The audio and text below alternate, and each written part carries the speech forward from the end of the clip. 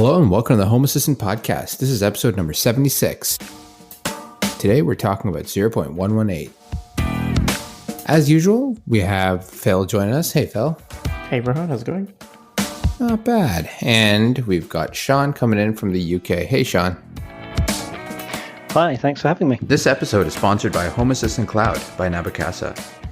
Easily and securely access your local Home Assistant instance remotely for a small monthly fee that also supports the Home Assistant project. The configuration is done by the user interface, so there's no fiddling with router settings, SSL certificates, or any YAML. Sean, I've got to say I am really excited to talk to you a bit later because I have seen your blog everywhere, for as long as I've been using Home Assistant, I reckon. So I'm going to be really excited to pick your brains as well. Okay, great. All right. So Phil, the cloud strikes again.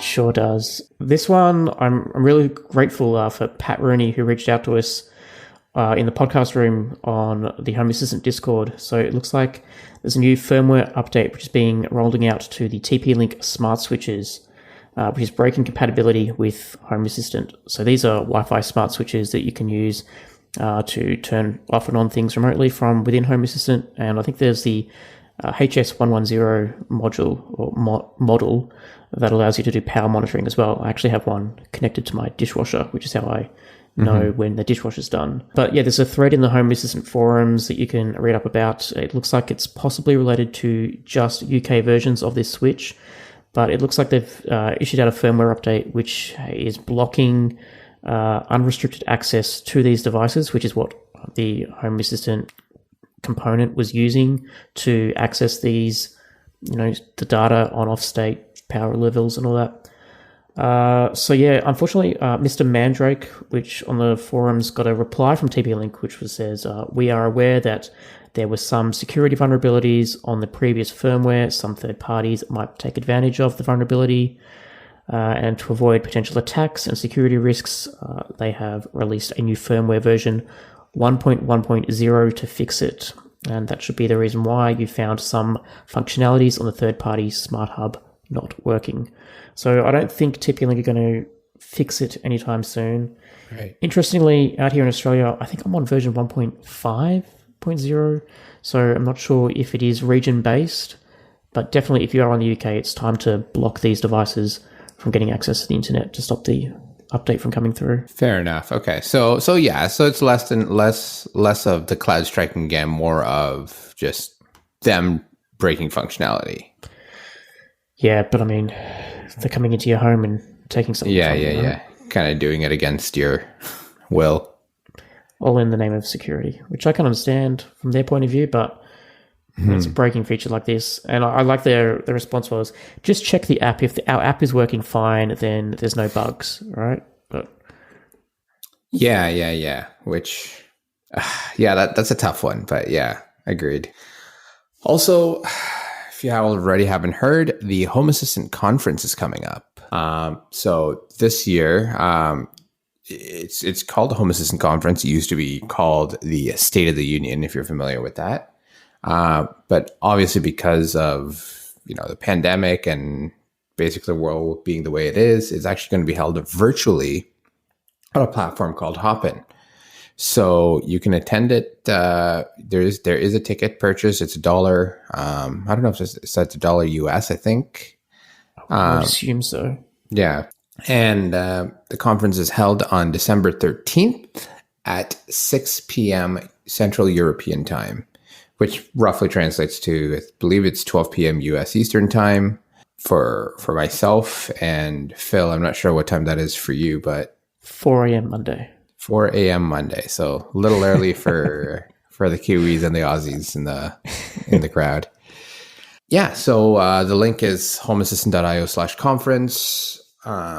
We'll post a link in the show notes as well, just so it's easy. And Rohan, I think we're pretty excited to announce today also that we will be doing a live recording of the Home Assistant podcast from the conference. So I believe, 6 p.m. there'll be the initial opening speeches, then there'll be some other speeches around on the other stages. There's a whole bunch of different talks this year. And then I believe after Paulus does his main keynote speech at some point in the day or night for Europeans, we will then have a stage somewhere where we will do a live recording. We don't have a time confirmed yet as we're recording this, so check out the schedule on the conference page on homeassistant.io. But yeah, we'll be taking questions and answers live. It will be raw. There will be lots of ums and ahs and mistakes, I'm sure, to be had. That's right. So you get to experience what we experience firsthand. And of course, we'll be breaking down the 0.119 release, and I believe it'll be our final episode for 2020, which has been a crazy ride of a year. That's right. So it should be fun, and let's see where it goes. I know Phil and myself are both pretty excited for that, so it should be good. All right, let's talk 0.118. First and foremost, the Home Assistant OS is getting a new update. There's a pre-release update coming out, which is the version 5.5, which the aim is to make 5.x releases the stable release. So whether or not it'll be 5.5 is not sure, but hopefully it will be sometime soon. And as part of that, they also want to declare 64-bit architecture as the recommended platform for the Raspberry Pi 4. Interesting. So yeah, which is also really cool. And so that, again, that's not going to be official yet, but that is the intent. But which to me says, okay, well, if I have the option, start moving towards 64-bit. But moving from 32-bit to 64-bit is typically not just an upgrade operation. It's usually a rebuild. So that's something to config and start again, basically. Yeah, exactly. So, if at some point there may be no reason to do it, at some point there may be a reason to do it. You do. I would rather go native 64-bit, but I don't know. There's also going to be a new board that's going to be supported as of 5.5, which is it's going to be the hard kernel Odroid C4 board. Which if you're into that ecosystem, then cool. It's going to be supported as of 5.5. Good to see the Home Assistant OS increasing the supported hardware. I know we don't really talk about the hardware, but there is so much more than just being able to run Home Assistant on a Raspberry Pi now, thanks to all these little improvements to Home Assistant OS that are coming in. Yeah, exactly. So quick bit of an update there. Actually, one thing also that's there that I didn't put in the notes is that there's also a version 3.0 is out for the Android app if you use that as well for the companion app. Oh, yes, I saw that. Yeah, so there's a bunch of changes in there that's coming as well. So if you're on that ecosystem, have a look at the changes, and you probably want to update. I remember seeing the tweet, and it was like announcing Home Assistant 3.0, and I'm like, well, hang on a second, we haven't got to 1.0 yet. Where's this come from, right? Yeah, we just leapfrogged 3 versions. Exactly, right? But I did like the power menu. So if you have, I think it's Android version 11, you can, from the power menu, you can now have access to Home Assistant entities. So you can have like your favorite light or input booleans on that screen as well. So pretty handy. I think it's similar to the Siri lock screen or Siri shortcuts, whatever they're called in iOS. All right, some new features for 0.118, and we talked about it in the last episode, but it's now become the default. So native type support for templates are now here. So if you do need to go back, I believe there is still a configuration option that you can switch back to, but that's for the things like lists for RGB colors, etc. So that's good to see that we're moving forward on that. Yeah. There's also a new grid card. So it's a new card type in Lovelace for a new layout. So this is actually something that was asked in the month of What the Heck. So it's really cool. Again, more. I think that was actually a pretty popular one when I looked at it. So yeah, like this is something that I've been trying to do for ages in Lovelace. Like get things to line up. Using a combination of vertical stacks, horizontal stacks. Yeah. I've been using, there's a custom button card in the custom, you can find in the, I think through the community store and things like that. Yes. And that's really good for doing slightly more complex layouts. I've got that with my lights and a couple of other sensors. So. But this looks like it might bring some of that functionality native, which is good. Yeah, exactly. yeah. One less component to have to load in. And keep up to date. Exactly. Well, exactly, right. And you know, it's kind of, you're not hacking around to try and get what you want. So that's nice. Another new card that's come in this release is the logbook card. And this is something I sort of looked at and I was like, I'm not sure why you'd want that. But I guess if you're running a Home Assistant on a tablet somewhere in the house and you want to be able to see, you know, the quick history of what's happening in the house, you can now have the logbook straight on your Lovelace UI, which, you know, can see who turned the lights off or what automations processed it. Yeah, it's still handy to have. To me, I don't know. I never really look at the logbook. I probably should. It's great for debugging why that light just turned off, right? Yeah, exactly. To turn off. And actually, with the most recent releases, the logbook has become so much more powerful because now it tells you not only like, all right, yes, the light turned off, but what caused it to turn off. So, for example, was it the this automation turned off, and from that automation, what entity was that trigger? You know, was it the door opening? Was it a motion sensor? So, yeah, much more powerful now. Yeah, exactly, and which is pretty handy as well, right? Just to figure out when stuff is going haywire. So it's good to see that. There's a new Nest DSM integration that supports thermostats now. So I mean, that one's pretty self-explanatory. Yeah. The color extractor. Now, this one, I must say, is probably one of the most interesting ones I've seen this year, and I'm quite excited for it. So the color extractor will, you pass it an image, and it will work out the predominant color from that image and then apply that to a light in your home. So this is going to be great for things like changing light colors based on the Spotify album artwork or a Plex movie poster or fan art. So you can just pass it a picture and let's say it's green field, like so lots of grass, and so the main color is green. It will attempt to match that green exactly and then set the light that you set it to be that color. So really cool. I'm going to be interested to see if this is, I'm not sure if it's cloud-based or if it's all done locally. And if so, if it's done locally, how much hardware power you would need to run images, like, or is it easy? I don't know, but that's really cool. Yeah, I mean, I don't see it being a replacement for something like if you're trying to build, what are those things called? The Zambulites or whatever? The things the Philips TV have, yeah. Exactly. Yeah, exactly. Yeah. So I don't see it being a replacement for that, but you know, maybe it is. I don't know. I'd love to see what comes out of that one. I don't know why. When I first read that in the beta notes, that's where my head went first. So I'd be like, ooh, that might be kind of cool. And I was like, yeah, I don't think it'll work that fast, but you never know. Maybe it does work that fast, which is great. I think that would have to be done on a moving image, right? Like this is like just a static image that you pass it to. Exactly. You're thinking about like running it against a video. So exactly. Just logistically, you'd have to take a snapshot of that picture and then somehow send that JPEG to Home Assistant and then do it that way. But the Roon Media Player now has media browser support. So that media browser that we talked about a couple of weeks ago is really growing, so which is nice. If you have multiple Devolo Z-Wave to IP controllers in your house, you can now have multiple instances set up. So I guess great if you've got like an upstairs Z-Wave network and a downstairs Z-Wave network, and you need to integrate both of them into a single Home Assistant instance.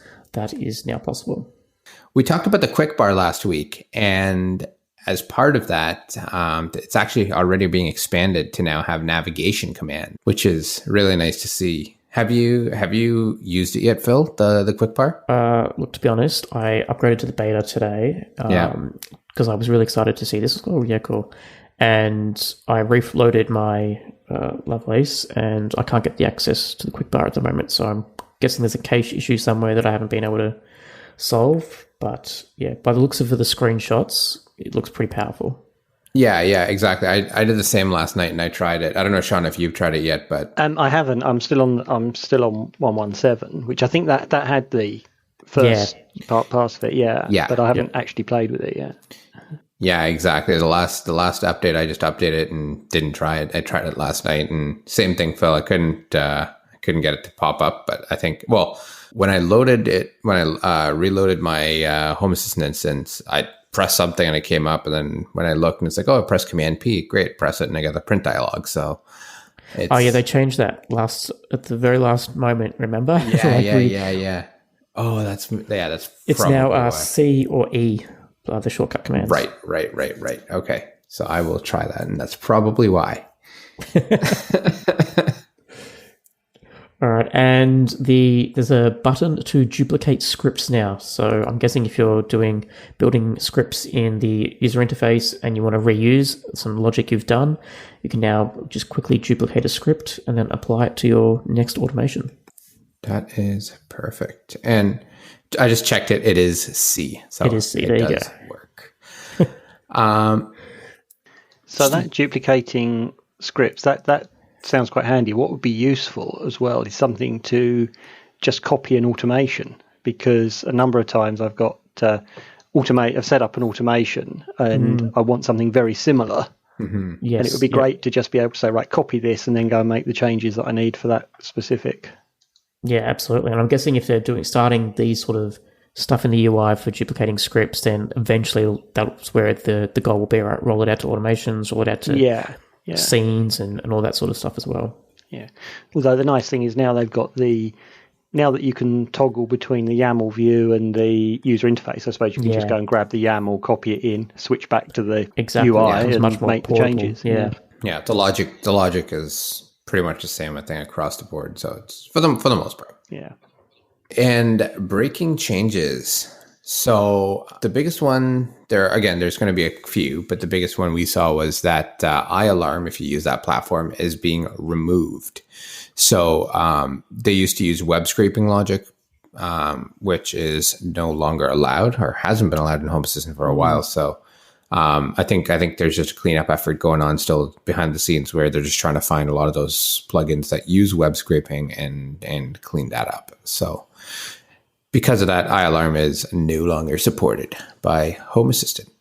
I just have this view, like this imaginary thought of these components or integrations hiding in Home Assistant, trying to duck and weave for every release. Yeah.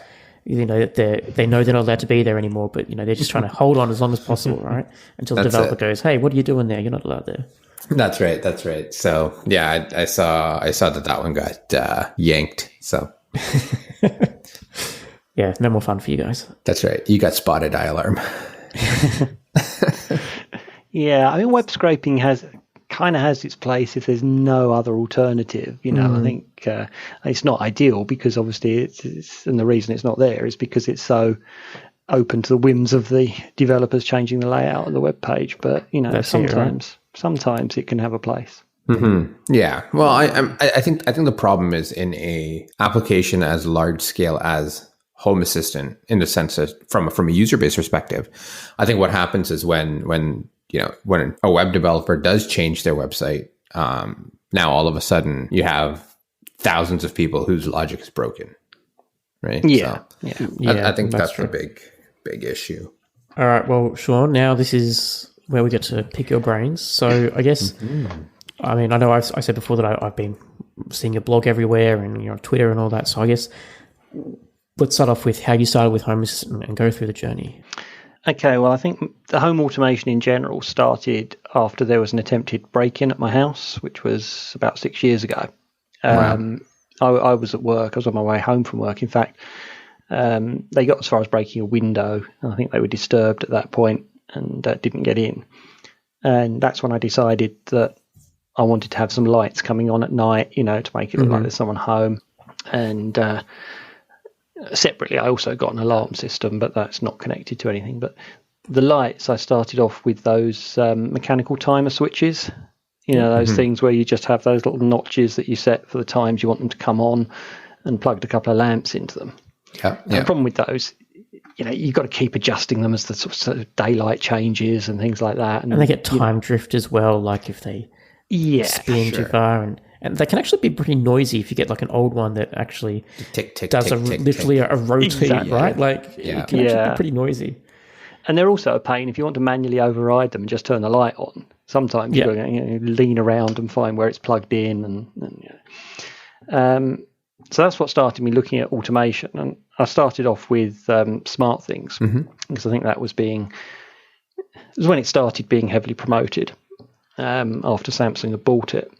Got a couple of their smart plugs and did it that way. And got quite involved with that because I do tend to get sort of stuck into things like that, when I get going. And so, I was doing things like you can create smart apps within Smart Things and I had some temperature sensors because I had some of their door sensors and things that also reported temperature. So I was sending that to Influx and all that. And you were doing that natively just through Smart Things, so sending it to was Influx Smart Things at the time. Else? Yeah, you can write little smart apps in a language called Groovy. Yep. Which, for anyone that doesn't know, is a kind of Java-based scripting language. I also had some security cameras with ZoneMinder, and I'll come back to that because that's how it all sort of developed. But after a couple of years of running that, I think it was early 2017, Smart Things has often had reliability problems with the cloud. Mm-hmm. Yes. And I was starting to get more into the automation. I think I'd added some Hue light bulbs by that point. And I already had a machine that was running 24/7 for the ZoneMinder stuff. And I came across Home Assistant. I already had somewhere to run it, and that's how I got started with that. It sort of came at a good time, really, because, as I say, I'd had a few problems with reliability for Smart Things, and having something running locally was a godsend. So, yeah, I'd say that was about 2017, and so. Yeah, I'm currently running it under Docker, just on the same machine that I'm running ZoneMinder. Nice. I'm quite tempted. I sort of like to switch to the OS because I think, it would make the updates easier and you get the add-on community store. There's stuff in there now. Sure. I think I'd like that. Now I've got to go and figure out how to install it manually or what Docker containers to set up to run it alongside. Yeah. But on the other hand, that's like, to do it with my current setup, I've either got to have a separate machine dedicated for it or look into virtual machines. So, yeah. How do you find running Home Assistant and ZoneMinder on the same host? Is it what sort of host is it? Is it beefy enough because I'm guessing ZoneMinder would have a lot of requirements in terms of processing videos coming through. Yeah, and that's something I'll talk about with ZoneMinder because it's the biggest problem with it. I've got a little mini PC that I sort of bought for the task, really, and that must be 5 or 6 years old now. But it's an i5, 5th generation, something like that. Yep. Quad core with 2 cores plus 2 threads, and I think 8 gig of RAM. So, and that's plenty most of the time, as long as you're not trying to do anything too challenging with ZoneMinder, which is the next thing. So, I mean, the brief thing about ZoneMinder is it's an open source CCTV system. Like an NVR sort of for your home, right? Yeah, and the zone bit comes into it because you can define zones that you're interested in for motion detection. And it's got quite a good system for that. You can set up all sorts of configuration to try and eliminate false positives and, have different zones with different settings to sort of control. So I'm guessing the zones, do you mean if you can think of like a webcam and you could define like this square in the picture, if there's motion in that square, exactly. That triggers something. Yeah. Yeah, so for example, I've got the camera at the front of my house covers a little bit of the street outside as well. So I want the zone to exclude that and just have, Sure. I'm not getting, people passing by. And you can make the zones any shape you like. You can literally make them as complex as you want. And it's got various settings for how sensitive it is to changes. But the problem is you can never entirely, with those things that compare one image with another, you're never going to entirely eliminate the false positives. Yeah. You get things like trees blowing, creating shadows, or the sun's coming in and out behind clouds. It's, you still get false positives. Mm-hmm. I know my Ring video doorbell, I've recently changed its settings to do person detection. So basically the video goes up to Amazon's cloud and it detects, is there a person in the image? And if so, then send me an alert. But I get so many false positives even from that, right? And that's, a beefy cloud server up in Amazon's cloud. Yeah. Trying to detect this with their machine learning. So imagine what your little laptop computer is trying to do, right? Yeah, but actually, so as I say, native ZoneMinder is literally just comparing two images and what percentage is different between the two images within the zones that you've defined. But then there's an add-on for it, which is called ZM Event Notification. And it's by the guy who's the developer of the app.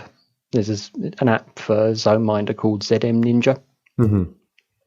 And what that does, as well as improving the notifications, is it brings in a machine learning model that you can run locally to look at the images and look for objects. Nice. So the route that I've got now is that I have the ZoneMinder zones do a simple first pass with the threshold set quite low so I don't miss anything. The ZM event notification then just checks for objects, which include people. Yep. And then that has an MQTT output so it can update a sensor in my Home Assistant to say that there's been motion. And it sends the confidence threshold. So with object detection, it gives you a percentage confidence that it is actually that object. Okay. Which is quite good. So you can do notifications directly through ZM Event Notification, but I'm using Home Assistant to do all of that because that Home Assistant has some nice controls for ZoneMinder. So, for example, ZoneMinder has a number of different modes. You can have it just monitoring, so you're just spewing what's on the cameras. You can have the motion detection, or you can have constant recording, things like that. And if you use the integration for ZoneMinder, you get some switches that can toggle between two states. So I can toggle motion detection on and off through Home Assistant. And I do that through automations. So, for example, I've got one camera, the one that covers my back garden. I don't want that motion detecting when I'm home because it's just going to get constant footage of me going in my garden. Yeah. So that one I can switch on. I've got presence detection in Home Assistant. Home Assistant notices that I've gone out, turns on motion detection for that camera. And the same with the notifications. There are times when, for some cameras, I might want to be aware of motion, but not necessarily get a notification for it. So my front door, for example, it's useful to have the log, have the motions being captured so that you can go back. But I don't need to know when the postman comes and drops something through my letterbox or, someone drops a leaflet through the door. So I have toggles to say whether I want notifications for those ones. And that's all that's using a Boolean input in Home Assistant. The other thing I can do with Home Assistant that, again, adds something to what ZoneMinder can do natively is you'll get repeated motion detection. If there's motion going on, it might stop. Someone walks across a scene, stands still for a second, then carries on walking. You might get two separate motion events. Right, because the frame hasn't changed for a little bit, then it's changing again. Exactly. And you don't really need two notifications for that. You can say, well, yeah, I've seen that happening. That all really classes as the same event, So I can put a little timer on it again to say, basically throttle how often it sends me the notifications. So if it sent a notification for a given camera, don't send another notification for X amount of time. The logic got a little bit complicated there, so I ended up using AppDaemon to manage it. So. Right. So I'm guessing now, because recently in Home Assistant they've introduced thresholds in how often a script can run. If you add so you could do something like, send your alert as part of an automation in Home Assistant, and then have a delay at the end of that automation, and then tell Home Assistant to run the automation once only. And then while the delay is on, say you put the delay for 5 minutes at the end of the automation, if that event gets triggered again or the automation gets triggered again, Home Assistant can't run it because it's been told that there's only one execution at a time possible. So you could potentially do that sort of cooldown logic now in Home Assistant. Yeah, definitely. That was something that wasn't there when I set this up. But, there's all of that stuff's coming in and making it easier to set up, which is great. Yeah. So yeah, that's but coming back to the performance thing, the problem with ZoneMinder is, you were sort of guessing really, is that it's quite processor intensive. It works by, doesn't matter what you're doing with the incoming streams, whether you're just viewing them or doing the detection, it breaks them down into individual JPEGs for analysis. Okay. Yeah. So, it was great in the days of lower resolution cameras, but if you start getting HD cameras, it's, that takes a lot of processing. And what it doesn't have is a particularly good way of saying, right, most IP cameras have two video streams. They'll have a low res one for monitoring and a high res one for recording. Sure. There isn't really a good way in ZoneMinder to say, right, well, I only want to be detecting from the low res, and then I want to record the high res. You can set it up, but it still has to analyze, it still has to break down the high res camera into individual images, and that can be very CPU intensive, especially if you've got a sort of higher frame rate on that camera. Yeah. So at the moment, I'm still just using the low res images, which is a bit of a sort of downside to it. So, but I've actually got the high res streams recording constantly through a Synology. So it's kind of okay. It would be nice to tie the two up, but the object detection, again, you see little CPU spikes when it runs, but it runs quite quickly and it's quite efficient. So, and you said that's just running on an old i5, right? So yeah. Okay, so that probably helps too. So if it's on a Raspberry Pi or something, it might die. Yeah, you probably can run ZoneMinder on a Raspberry Pi. But there is now another alternative, which I discovered a few weeks ago, and I'm looking into. The guy on the forums, Blake Blackshear, and he's developed something called Frigate. I don't know if you've seen that. No, I haven't. No. That's quite interesting because that uses you can get a Coral AI USB accelerator. So it's a little USB thing that plugs in with, I think it's a TensorFlow chip in it. Okay. And you can offload that object detection to that. And he's set that up so that, again, it can use MQTT to report. And it just shows up in Home Assistant as a motion sensor. So it's slightly easier to use for the notifications because you'll have motion on and off in the same way that you would with a PIR motion sensor. And it can record clips while there's motion going on. It's still not great with the high-res streams because it's having to pull images out from them. Yeah. But I think it looks a bit simpler and therefore might be easier to add in that, just record the high res and get clips out of it when the low res detects motion. But he's done there's some great work on that. He's you can run it under Docker, but I think it's now been put into the add-on store as well. So that's awesome. So you can actually run it as part of Home Assistant. Yeah. And you'll get MQTT images as well, so you get the images of the last thing it found and all of that. So not quite there yet for me to replace my ZoneMinder. It's definitely something I'm keeping an eye on because I think it's got a lot of potential, and the USB accelerator means you should be able to run it on quite a low spec machine. Because all of that machine learning stuff is off onto a dedicated little bit of hardware that can do its own thing. Yeah. It's just a GPU, I'm guessing, that's just plugged in by USB. So I mean they're not expensive. I think they're about $50-$60. Okay, that's kind of cool. And as he's got on the site, I think he says it can process over 100 frames a second. Nice.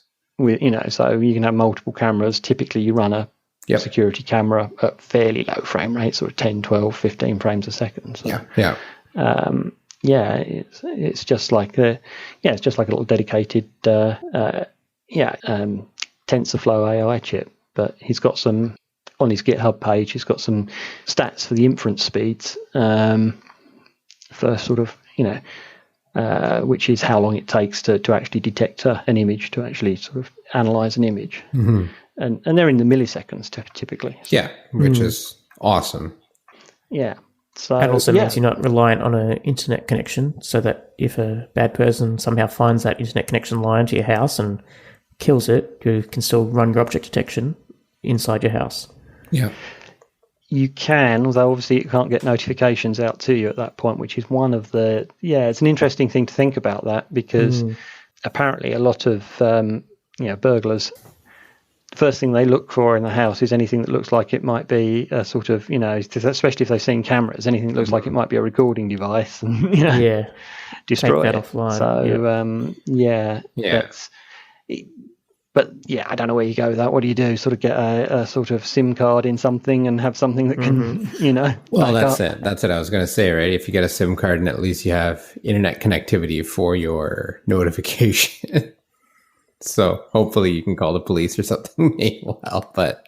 Yeah, it's how far you want to go with that. I think the cameras in themselves actually are a deterrent. Just having them, put up, having an alarm system put up, that sort of thing. But it's been quite good. The the ZoneMinder one's been quite reliable, but it's in terms of not getting false positives.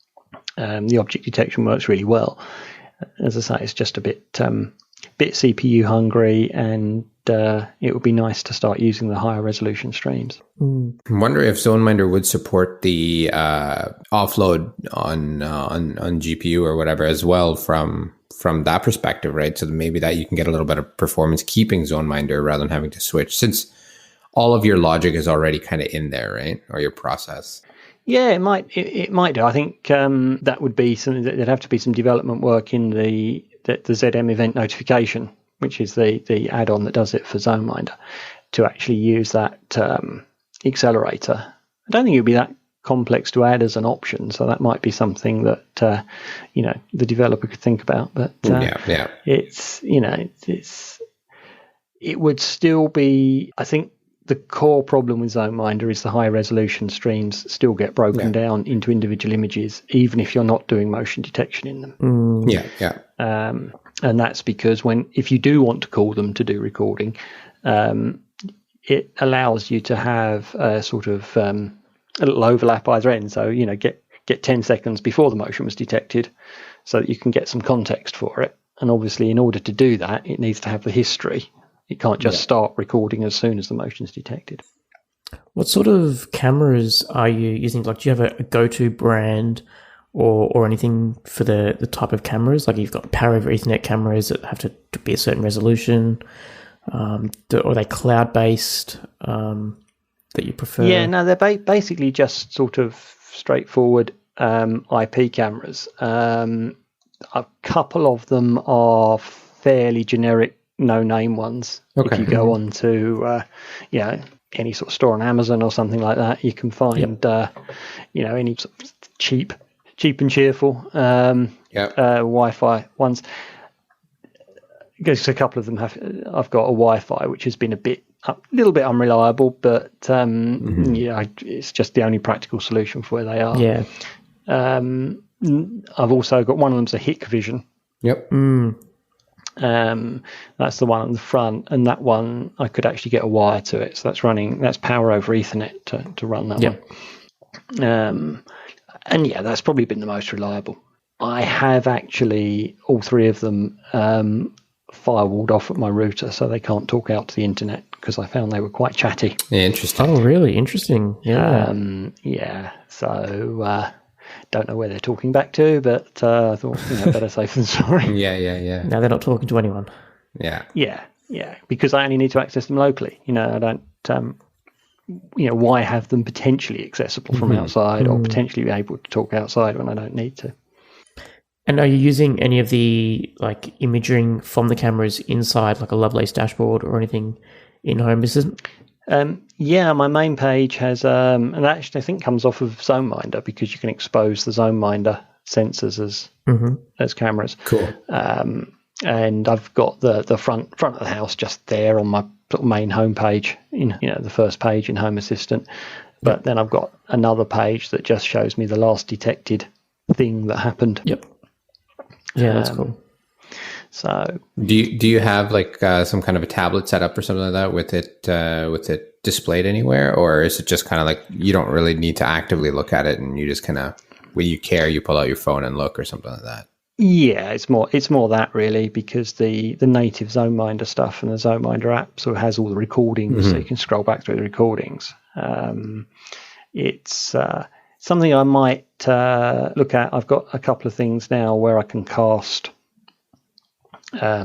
screens. Yeah. So I've got a Nest display, and I recently picked up the new Google Chromecast, Google TV with Chromecast thing. So I'm sort of playing with that. So that could give me the option to just, again, use Home Assistant to cast part of the display or cast the camera to the TV if I wanted to. But yeah, that'd be kind of cool. Somebody walks up your front door, presses, the doorbell ding dong, and your camera is now shown on your TV screen, right? Your Plex is paused or whatever. Like it's cool.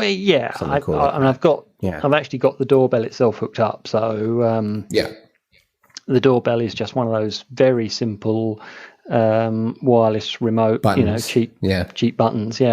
And I use RFX tracks or RFX TRX, which is those doorbells work on 433 megahertz. Got it. Yeah, so you can just sniff the packet. Yeah, it's just a little radio that listens to those. Again, there's an integration for it, and I've got a few devices that use that, so including the doorbell. So if someone rings the doorbell when I'm out, it takes a snapshot from the camera, and I get a notification with the snapshot. Okay, nice one. And one of the possibilities when I'm in is it could someone rings the doorbell, it could sort of if I'm watching the TV, it could flash up the picture of who's at the door or something like that, so that I know who's there. And if you're away, you can always get the speakers to play some barking dogs or something. Yeah exactly. So that was quite a cheap way of getting a sort of smart doorbell without going down the Nest or Ring route, really. Yeah, exactly. It's a cheaper way to doing it. Yeah. It's not quite as, you can't sort of actually talk to the people who are ringing the doorbell or anything like that, but yeah, that's okay. I'm fairly antisocial, so it's not a bad thing.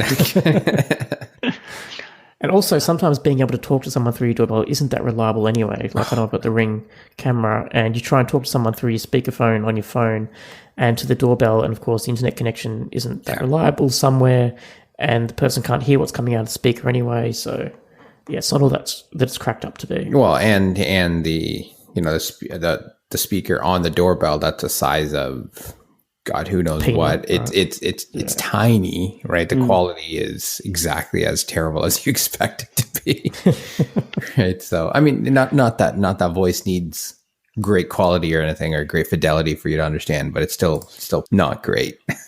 Yeah. But okay, so that's awesome. So it sounds like you've got a pretty intricate setup with your video, and you've been trying to doing this for a while then.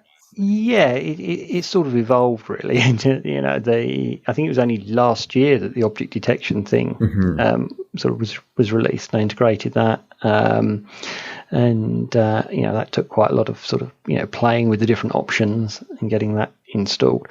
I think one of the things that might make the Frigate thing, especially if it's available through the add-on store, more appealing to people, is that ZoneMinder can be fiddly to update and maintain, and it's it's quite an old system. I think it shows its age. It's there's lots of different moving parts in different languages, and you need to have your database set up and things like that. So it's not difficult, but you need to know what you're doing. Yeah, I think most DIYers also understand that if you're going to go run your own, setup, like a camera setup and stuff like that, you kind of know what you're getting into, right? Because there is complexity, right? It's not going to be the easiest thing. And having something that's a little bit simpler, especially if it can be installed through the add-ons, could help to bring that to more people. So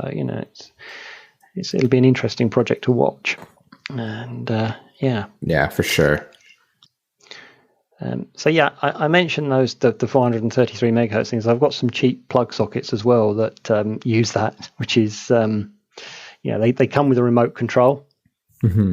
But again, I could control them, and it's like I think it was something like £10 or £15 for a pack of 3. Oh, that's not bad at all. And I can control those through that. They don't feed back what their current state is. You can only send them the on signal or the off signal. So they're not perfect, but they're useful. Hey, for a couple of bucks each, that's not bad still. Exactly. And you can also, with the RFX tracks, if you've got any of the Oregon Scientific weather sensors, it works with those. So that's how I get my outside temperature. I've just got those little sort of cheap. A lot of those things. tools. I think there's even some weather stations that might even use that sort of frequency as well, so you can tap into that data as well. Yeah, there's quite a lot. Yeah, I think it also supports the frequencies for X10. Oh wow. Yeah. Well, when you said remote switches, first thing I thought of was X10. Yeah. So X10 and Lightwave, so you can control those through it. Interesting. Okay. I haven't got any of that stuff. I've got a soup of other stuff though. So I'm still effectively using my SmartThings hub now as a Zigbee radio for my legacy Zigbee device. Yeah. But I've also got, and I'm going to show how. I'm going to be English here and say Z-Wave. Yeah. Thank you. So yeah, Z-Wave radio and a few Z-Wave devices dotted around. So yeah, Nice. So you got a little bit of a mishmash of 433. Yeah. I went Z-Wave with Home Assistant. I've got the stick for it. I don't quite know why I went that route rather than Zigbee, to be honest. But on the other hand, the Z-Wave devices tend to be more expensive, but they're a little bit more guaranteed to be compatible. I think Zigbee, you can buy devices and not know if they're going to work. So Yeah. It's again open standard, right? So yeah, it's open to interpretation. Yeah. And there's a really silly reason I prefer some of my Z-Wave devices, which is that I think all of the Zigbee ones I've got take the little button cell batteries, and I find they can be a nightmare to change because you've got to try and get those little tabs to pop them out. Yeah. And I've had the tabs break off, they get brittle and things like that. Whereas I think all of my Z-Wave devices just take normal CR2 batteries, which are, And then you can get like rechargeable versions of those batteries too, right? So you're not constantly throwing away button cell batteries, right? Yeah. So it's just easier to keep them maintained, and there's less risk of breaking them every time you have to open them up to change a battery. That's funny. Yeah, I think most of my Zigbee stuff does use just some kind of a proper cell rather than like a button cell. But but I think smaller devices definitely would. Yeah.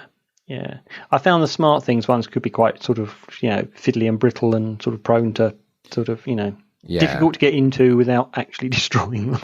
Yeah, I had a SmartThings presence sensor which I can no longer use, and that was like I think the first generation of those, and it definitely snapped, and then I still managed to hold it together with like tape and a bit of good luck. Yeah. And then that just started not happening. I was like, okay, all right, I think I got to call it on this guy. Yeah, that's what I was doing for presents when I had SmartThings. And I think the first time I tried to open it up to change the battery, the logic ball went pigging out across the floor. Yeah. That happens every time when I used to change that. But yeah. Which is a shame because actually, as a presence device, they were pretty good. Yeah, because you didn't have to worry about how often your phone's updating where it is or anything like that. It's just not a delay, it's within range. Yeah. So what do you use now for presence then? I'm now using the app, the companion app. Okay. Recently switched over to that. I used to use OwnTracks and the OwnTracks integration, but I'm using the app now. I'm finding it's a bit more responsive than OwnTracks was, and because it's also got a sensor that reports what Wi-Fi network you're connected to. I've set my presence up; it's actually controlled off a Boolean. So if the location says I've gone from away to home, or my Wi-Fi connection goes to my home Wi-Fi connection, then I'm home. Okay. So whichever picks me up first, whether it's the Wi-Fi or the location, it's gonna class me as being home. So okay, so a bit more fidelity, if you want to call it, just a little a bit more reliable, because when where my router's positioned, it's, sometimes the location updates only come in every few minutes. You don't necessarily get them as sure as quickly as you'd like. But the router for the Wi-Fi is actually positioned not that far from the front door, so I'm usually on the Wi-Fi before I've even opened the door. Mm.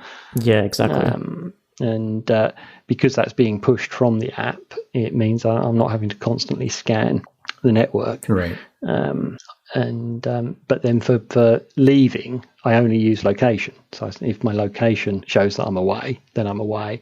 Don't use the Wi-Fi for the actual leaving, because the phone might go to sleep, or I might be rebooting it or something like that. So you don't want that. So I sort of do a bit of a mix and match there. Yeah.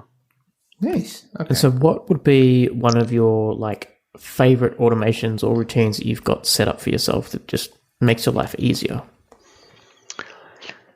There's a couple. I had a motion sensing security light, just one of the very basic halogen lights with a motion sensor on it. Mm-hmm.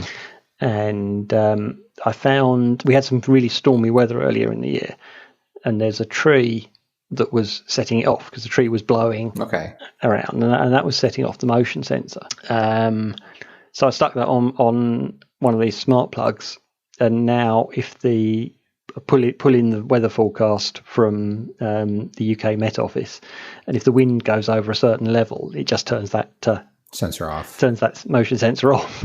That's pretty smart. I like that. I'm not constantly disturbed by the light going on when it's windy. Yeah. So those little sort of things like that, that make life a little bit easier. Another one I've set up with the app is I try not to let my phone get to stay on charge all the time. I like to take it off charge before it reaches 100%. I don't know if that's, the best way to keep the battery healthy or whatever. So again, now I can get a notification when it's time to take the phone off the charger. Because I'm usually wearing a smartwatch, so I get the notification on that. So, go and take the phone off the charger. Yep. I do it that way rather than a smart plug, because the phone could be in one of many chargers around the house, and they're not all going to be on smart plugs. But that makes sense. Just getting the notification. It's just little things like that. And the next thing I want to look into, what I've done with the Hue lights so far has been very basic. It's been sort of turn them on at night at a certain time, when I'm away, turn on the one by the front door when the door opens, that kind of thing. And now I'm starting to look into the best ways, and there's a lot of different ways. I haven't worked it out yet, but to just get the things like the color temperature to change according to time of day. Like the flux component, I think it's called. I'm not sure I'm going to go all the way to flux, because I don't know. Because the other thing is, sometimes I kind of want it to be a default when the lights come on or at certain times of day. But then if I've changed the light manually because I'm doing something, I don't want to. I suppose I'd have to automate turning off the flux. Which you can do. But there are times. If I'm on a video call, for example, in the evening, then I might have turned a light up bright so that the camera works better. And I don't want an automation kicking in and changing that again. But there's various different options. The trouble is I need various routes to turning the lights on. There's the the automations and the Home Assistant UI itself, and then I've also got the dimmer switches on the wall, the Hue dimmer switches, and use voice assistants as well. So that means that there's various different routes to turning lights on and off. Yeah. And motion sensors, do you use just the video cameras in the house for motion sensors? Not inside the house. No, I've got some motion sensors. Again, I had a couple of the Smart Things ones, and I've added a couple of the Z-Wave ones. Again, that's something I hadn't done much with. I'd mainly had them there as it's added security. If there's motion when I'm out, alert me. But now, I've decided to get a couple of the lights in the sort of bathroom and various places to come on with motion. And I'm sure everyone who's used motion sensing lights has done that juggling job of, well, what's the threshold? How long do you need to leave the light on after it stops detecting motion so that it doesn't go dark on you when you're Yeah. Or don't stand still in this room. Yeah. So yeah, that all comes into it. It's nice to have that, especially in somewhere like the bathroom. To have it come on automatically at a very low light. If you sort of wake up in the night and just go in, you don't want it sort of you want it to be as warm and as low brightness as possible, so that it doesn't sort of wake you up too much. That's kind of the next project, really, getting all the automation of the lighting a bit more sophisticated, do more with it. Nice. Yes. That's so cool. Yeah. I always find that getting as much information about what the room is doing as possible. So, for example, in the living room, if the TV's on, then don't turn the lights off when the motion sensor doesn't detect motion, right? Yeah. Same thing like in bathrooms, if the door is closed, then maybe the timer is, half an hour, as opposed to if the door's open, then the time is 4 minutes or something, right? Just whatever sort of context you can use. Yeah. I mean, and what I'm going to do is have if the lights. So there's always going to be a way of turning the lights on manually, obviously, and if the light's already on when motion's detected, then don't switch it off when motion stops, because it's just been turned on manually for a reason. Don't turn it off. So there's always going to be a way around that, I think. Yeah, exactly. I mean, I mentioned voice assistants. I've actually got both for various. Played with both, but I mainly use the Amazon one. Trying to be very careful here not to say the words. It's very hard.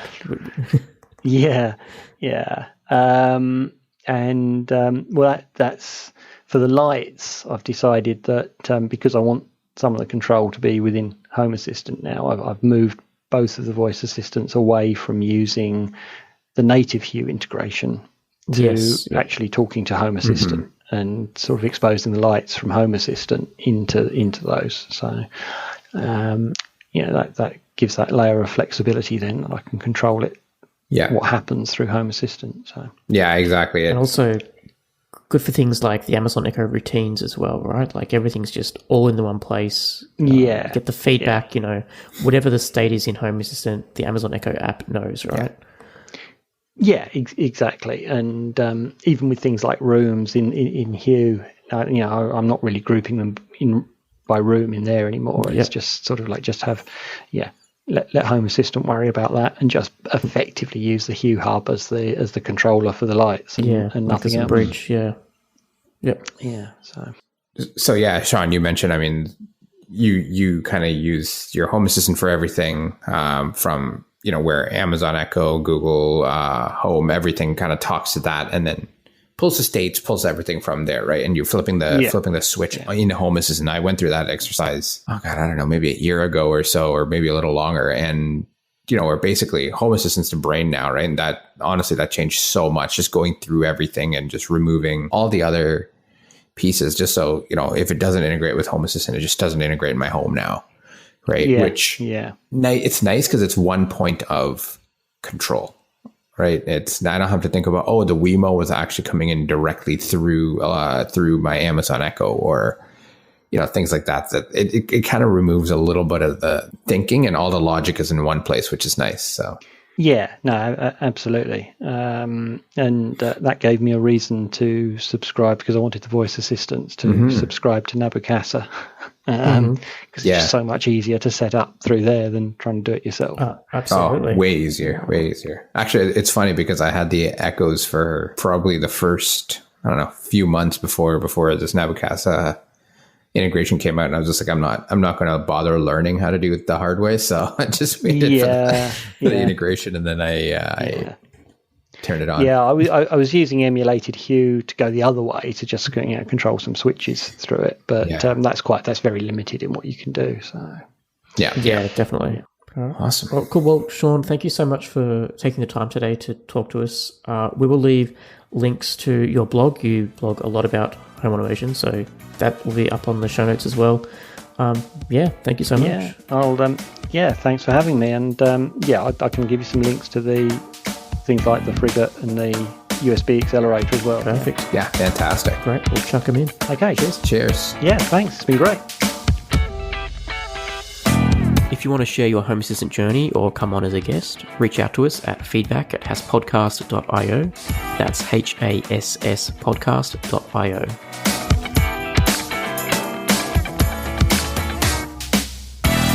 The Home Assistant podcast is hosted by Phil Hawthorne and myself, Rohan Karamandi. For links to topics that we discussed today, check out our show notes on hasspodcast.io.